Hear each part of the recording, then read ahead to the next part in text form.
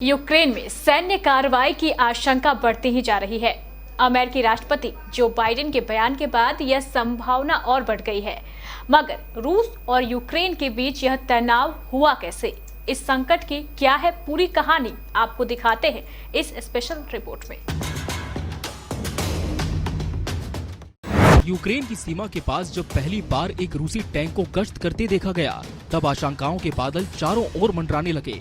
लेकिन बड़ा सवाल ये उठ रहा है कि क्या रूस की सेना यूक्रेन पर हमले की तैयारी में जुटी है?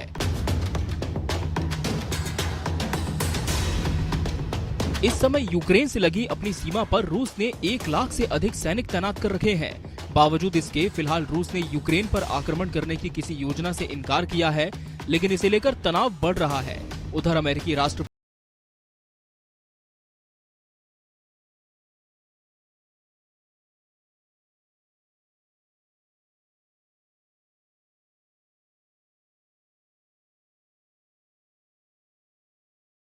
के छोटे से हस्तक्षेप की आशंका जताई है।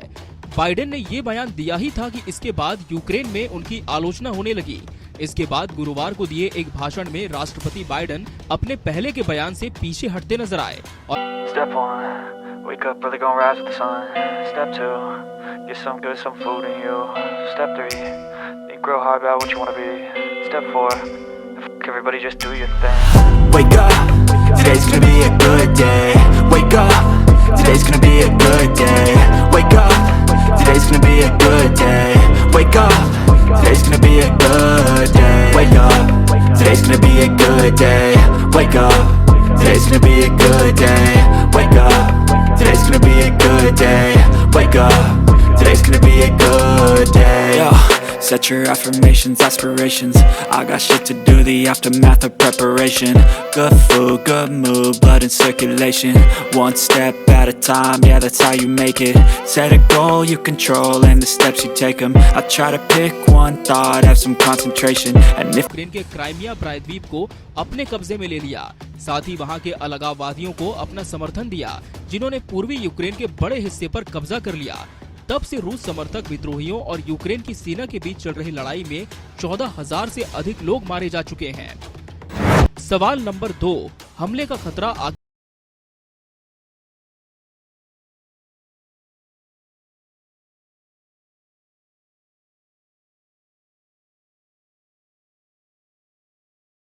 अमेरिका ने बताया है कि रूस ने इस सैनिक जमावड़े को लेकर कोई स्पष्टीकरण नहीं दिया है। वहीं अब रूसी सेना अभ्यास के लिए बेलारूस की ओर भी जा रही है।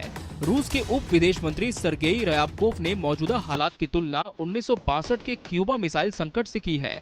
उस दौरान अमेरिका और सोवियत संघ परमाणु संघर्ष के करीब पहुंच गए थे। पश्चिमी खुफिया एजेंसियों का मानना है कि रूस का यूक्रेन पर हमला इसी साल यानी कि 2022 में ही शुरू होने की प्रबल आशंका है। सवाल नंबर 3, रूस नेटो से चाहता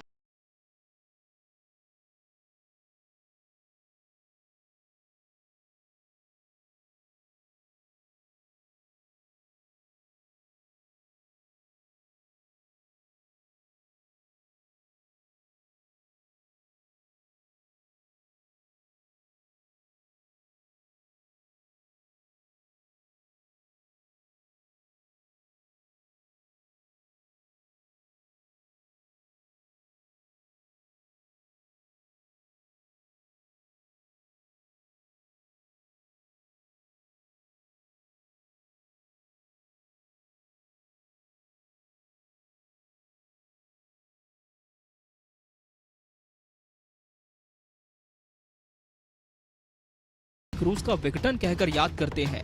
पिछले साल एक लंबे आलेख में उन्होंने रूसी और यूक्रेनी लोगों को समान राष्ट्र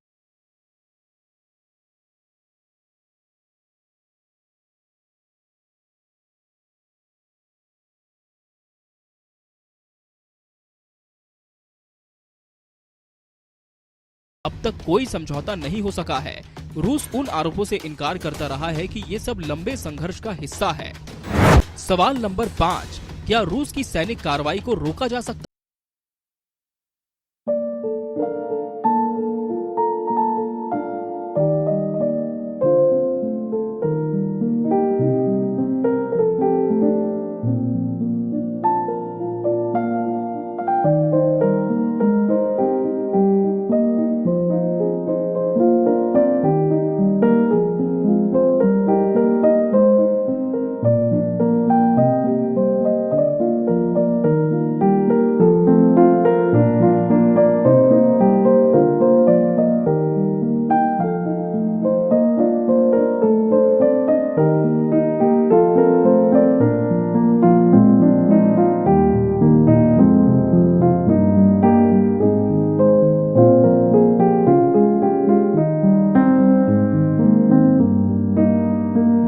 चाहिए।